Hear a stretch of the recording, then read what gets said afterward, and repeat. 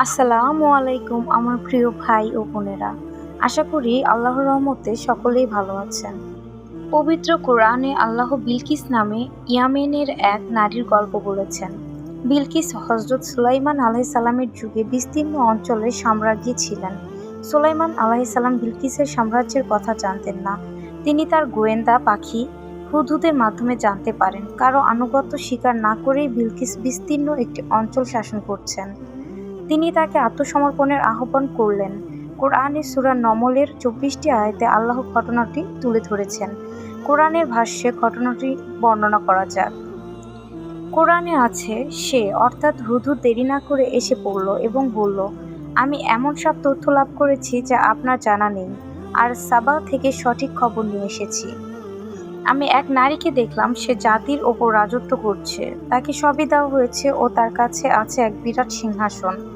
আমি তাকে ও তার সম্প্রদায়কে দেখলাম, তারা আল্লাহর পরিবর্তে সূর্যকে সিজদা করছে। শয়তান ওদের কাছে ওদের কাজকর্ম শোভন করেছে ও ওদের সৎপথ থেকে দূরে রেখেছে, যেন ওরা সৎপথ না পায়। এবং যিনি আকাশ ও পৃথিবীর গোপন বিষয়কে প্রকাশ করেন, যিনি জানেন যা তোমরা গোপন করো ও যা তোমরা প্রকাশ করো, সেই আল্লাহকে যেন ওরা সিজদা না করে। আল্লাহ ছাড়া কোনো উপাস্য নেই, তিনিই মহা আরশের অধিপতি। সুলাইমান বলল, আমি দেখব তুমি সত্য বলছো না মিথ্যা বলছো। তুমি আমার এই চিঠি নিয়ে যাও, এ তাদের কাছে দিয়ে এসো। তারপর তাদের কাছ থেকে সরে পড়ো ও দেখো তারা কি উত্তর দেয়।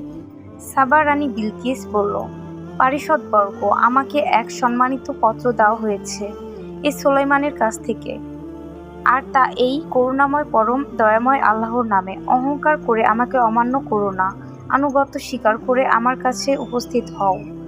বিলকিস বলল, পারিষদবর্গ, আমার এই সমস্যা তোমাদের পরামর্শ দাও। আমি যা করি তা তো তোমাদের উপস্থিতিতেই করি। ওরা বলল, আমরা তো শক্তিশালী ও কঠোর যোদ্ধা, তবে সিদ্ধান্ত নেওয়ার ক্ষমতা আপনার। কি নির্দেশ দেবেন তা আপনিই দেখুন।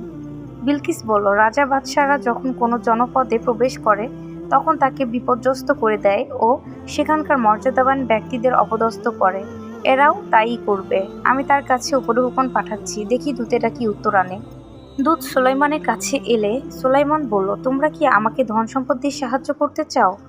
আল্লাহ তোমাদের যা দিয়েছেন তার চেয়ে উত্তম জিনিস দিয়েছেন আমাকে, অথচ তোমরা তোমাদের উপঢৌকন নিয়ে উৎফুল্ল বোধ করছো। তোমরা ওদের কাছে ফিরে যাও। আমি অবশ্যই ওদের বিরুদ্ধে এমন এক সৈন্যবাহিনী নিয়ে উপস্থিত হব যার রূপবার শক্তি ওদের নেই। আমি ওদেরকে সেখান থেকে অপমান করে বের করে দেব ও ওদেরকে দলিত করব। সুলাইমান আরও বলল, হে আমার পারিষদবর্গ, তারা আমার কাছে আত্মসমর্পণ করতে আসার পূর্বে তোমাদের মধ্যে কে তার সিংহাসন আমাকে এনে দিবে? এক শক্তিশালী জিন বলল, আপনি আপনার স্থান থেকে ওঠার আগে আমি তা এনে দেব। এ ব্যাপারে আমি এমন শক্তি রাখি, আর আমাকে বিশ্বাস করতে পারেন। কিতাবের জ্ঞান যার ছিল সে বলল, আপনি চোখের পলক ফেলার আগে আমি তা এনে দেব। সুলাইমান যখন তার সামনে রাখা দেখল তখন বলল, এ আমার প্রতিপালকের অনুগ্রহ, যাতে তিনি আমাকে পরীক্ষা করতে পারেন আমি কৃতজ্ঞ না অকৃতজ্ঞ। যে কৃতজ্ঞতা প্রকাশ করে সে তা নিজের জন্য করে, আর যে অকৃতজ্ঞ সে জেনে রাখুক যে আমার প্রতিপালকের অভাব নেই, তিনি মহানুভব। সুলাইমান বলল, তার সিংহাসনের আকৃতি বদলে দাও, দেখি সে ঠিক ধরতে পারে নাকি ভুল করে। বিলকিস যখন পৌঁছালো তখন তাকে জিজ্ঞাসা করা হলো, তোমার সিংহাসন কি এরকম? সে বলল, এ তো এরকমই। আমরা আগেই সবকিছু জেনেছি ও আত্মসমর্পণও করেছি।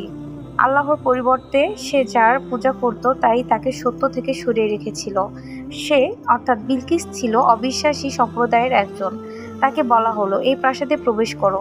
তখন সে ওটার দিকে তাকালো। তখন তার মনে হলো এক স্বচ্ছ জলাশয় এবং সে তার কাপড় হাঁটু পর্যন্ত টেনে তুলল। সুলাইমান বলল, এ তো স্বচ্ছ স্ফটিকের প্রাসাদ। বিলকিস বলল, হে আমার প্রতিপালক, আমি তো নিজের ওপর জুলুম করেছিলাম। আমি সুলাইমানের সঙ্গে বিশ্ব জগতের প্রতিপালকের কাছে আত্মসমর্পণ করছি। সূরা নমল আয়াত নাম্বার 22 থেকে 44। নিজের সিংহাসন সুলাইমান আলাইহিসসালামের দরবারে দেখে বিলকিস অবাক হবেন এবং ক্ষমতা দেখে তাকে নবী হিসেবে মেনে নিয়ে আনুগত্য করবেন।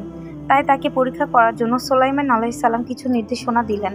বললেন, তার সিংহাসনের ধরন পাল্টে দাও, এরপর দেখি সে সত্য পথের দিশা পায় নাকি যারা পথের দিশা পায় না তাদের অন্তর্ভুক্ত হয়। রানী বিলকিস আত্মসমর্পণের জন্যই এলেন।